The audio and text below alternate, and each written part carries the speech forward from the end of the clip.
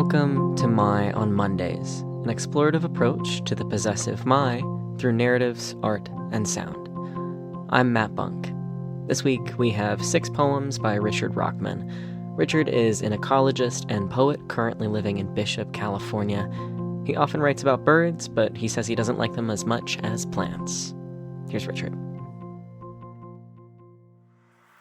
So this one is shorter that I want to start off with. My brother hadn't been to New York before, and so I went on a trip recently with him and his girlfriend and his girlfriend's mom. It was a lot of fun. I got to see where my great-great-grandparents lived in Queens and some of the old Jewish neighborhoods. So that was really special. But for me, I also did my own little trip to where the AIDS crisis started, to Stonewall Inn. It was really emotional. And so I was at Stonewall and they were doing this audio recording project because of a lot of the laws around the Trump administration. And so they asked people to give a message of hope to a fake phone, and they recorded it. And so I just kind of sat there and quickly wrote a poem about hope. And this is it. I don't really have a title for it, which is weird because all my poems have titles. If I was a light, I'd be a rainbow. If I was a bird, I would fly high free. If I was the earth, I would give feet soil. If I was red fire, I would burn so bright. And if I was queer, I should scream hope loud. And then I kind of just hung up. Thanks for me being there. And I waddled away. This one, I was recently in Los Angeles, stuck in traffic. I don't live anywhere near Los Angeles. I live in Bishop, which is near Yosemite in the mountains. In a very, very tiny town. But I was doing an environmental training for my work, and I was stuck in traffic, and I looked up, and there were these crows that were just dancing above the road. And it was sunset, and it was just a really beautiful moment for me. So, The Crows of Wilshire. It was our night. All of us danced, bounced off ficus through gold street lights, and loud bass beats launched off windows, singing at death as we twirled down. One sister screamed, flung an attack at her cousin, hit his left eye, and we laughed.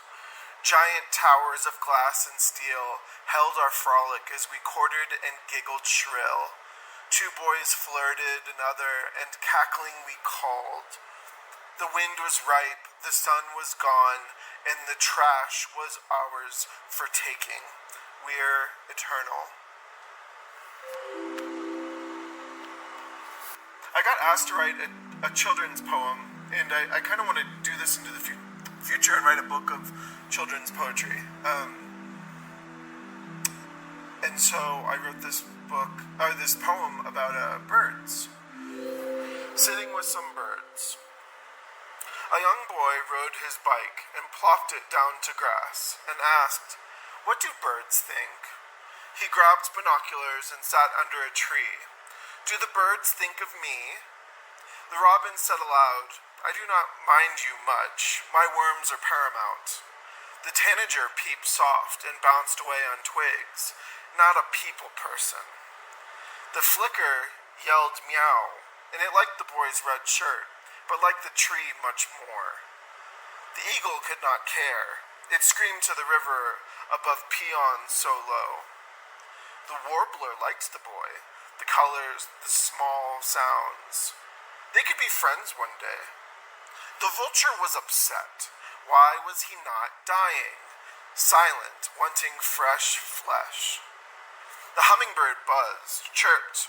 The boy is in my space. Perhaps he is a flower. The dove cooed to others. It was concerned of love, of shared eternity. The heron was annoyed, needed silence to hunt, roar like a dinosaur. The sparrow too chuckled. It enjoyed all beings, as long as they had heart. The crane too grand to stop. A flock flew by quickly as the boy sat jaw-dropped. Many feathered neighbors stopped by today to talk, some quiet, some noisy.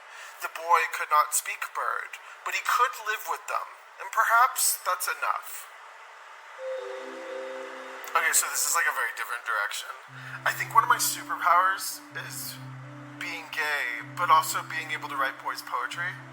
If I so feel inclined to write a poem about someone. I don't know. You tell someone like, oh, I write poetry, and they're like, oh my god, write me a poem. And you're like, sure. So I do that. But it's like within the scope of my interest, and like it's within what I find interesting about a person, or motifs and themes that I want to talk about, or grammatical structure or syllable structure that I find interesting. I mean, you can tell me like, I want a bird poem, and I'll write you a bird poem, but like, it's gonna be mine. So this is that. This is a poem for a boy that I wrote. It's called Brave. I was hunting mushrooms in the yonder woodlands, past obsidian cliffs and granitic boulders. You look in leaves for shrumps, lumps in ground's leaf litter, lifted, something different. I was busy searching when a forced nymph flew by. He landed nearby and watched my slow movements. He had a stark jawline, soft hair that swirled on air, common in mythic phase. Tears of stars trickled down from one of his deep eyes, and his other side bare words, inscriptions of myths, lore. He was wearing nothing. Why would a prince need cloth when his robes were pure light? Each muscle extended out, skin soft, dusted in hair. I slowed my movement still, as to not frighten him, but sensing he fears not, his aura was of sheer magic, understanding life, gentle yet commanding. All this in 6 seconds. Transfixed observations cut short like a steel blade. He spoke, staring deep. Hi, I know you know me. I am familiar. Fly away with me then. We disappear from here, leave this forest, explore, dive, chasing infinity. I paused, but not for long. Yes. Yes. Can we go now? He reached out with long hands. Hold on. Grabbed my wrist tight. And we vanished in clouds, stellar particle dust. I write this now far, on top of nebulous seas, far from earthly needs once. We adventure vastness. I live beneath a mountain. Some of the tallest mountains in the contiguous United States. They're really beautiful. It's part of a mountain chain called Sierra Nevada Mountains. And south of here is the tallest mountain in the contiguous United States, Mount Whitney. But the ones beneath my house, or above my house, are really beautiful too. And then it's just pinyon juniper woodland and sagebrush steppe, and it's really idyllic. And I walk my dog out on trails all the time. And so these landscapes have kind of like transfixed themselves upon me. By 4 o'clock. By 4 o'clock, the clouds roll in. Spheres tumble through the teeth of gods. Tower mountains, smoke of dragons, spew lightning and drops of drizzle to parched earth down beneath heavens. Pressure changes evoke grandeur. By 4 o'clock, stellar jays scream, sensing pine nuts brought on by rains. Heat ends, fall grace, aspens turned gold. Rosebuds wrinkle as they have seen frost's first death kiss. Sagebrush phenols ring rich around like a blue haze. Canid packs wait for the moonrise. By 4 o'clock, rabbits watch close, peering through holes, feeling moisture. Invisible hands grab dust tight. Badgers, ground squirrels dig deeper yet. Darkness elopes and water chokes. The scorpions could not bother.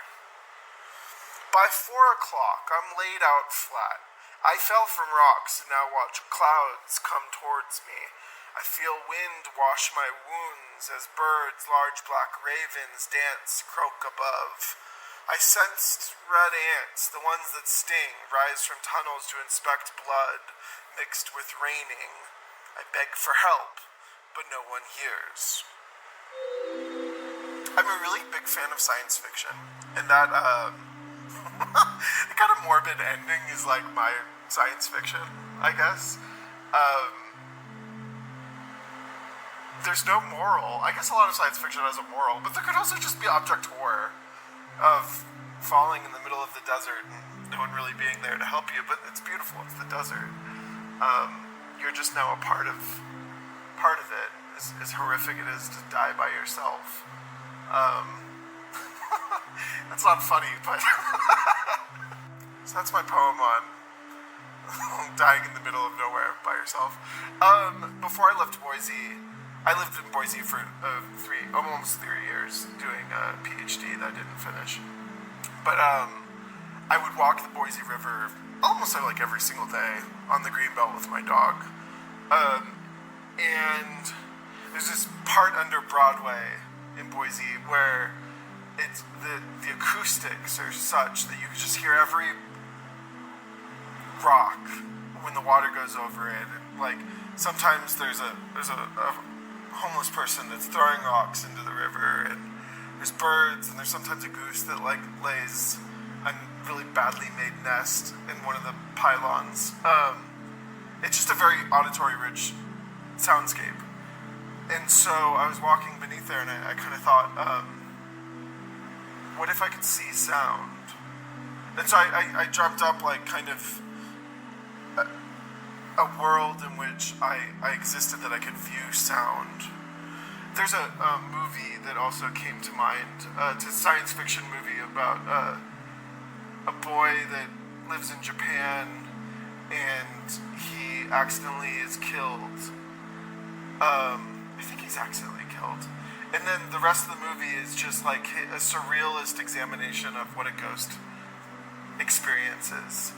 And he kind of like drifts in and out of buildings and the Tokyo skyline and the electrics and the colors. And I kind of used that movie plus my own understanding of how sound works and my life as a plant ecologist and kind of came up with this poem. A sea of constant, inconsistent explosions. We're floating above, hovering, suspended, in a field of rolling small grass and wildflowers. Spirits, ephemeral. Our job is to absorb and sense the soundscape beneath us like babies. We know this to be a grassland as the blades and spikelets saber rattle and flower fruits rustle. Every sound bounces each surface as bubbles, mixing through other spheres as they expand into infinity and fade. Grass sound aura are like soft lips pressed, hushing calm. It is thick towards the ground and thin if tree height. Suddenly, warm air blows, stems, blades shift, and the noise momentarily is louder, but not by much. A steady beat of a lone raven can be heard moving with the new gale, the cadence of prayer drums. The traveler passes through us as the wings first blue shift and then red fade. The bird leaves our bodies, and the wind breaks, and the hills are silent, vibrations dissipated and spread. There is this low cackling of thunder and raindrops reverberating round. This is our cue to go. Let us pulsate elsewhere.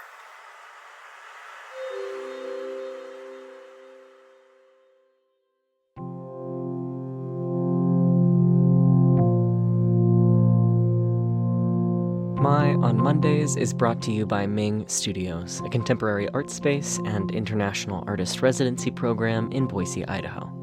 For more information about Ming's programming, or if you'd like to participate in My on Mondays, you can visit our website at mingstudios.org.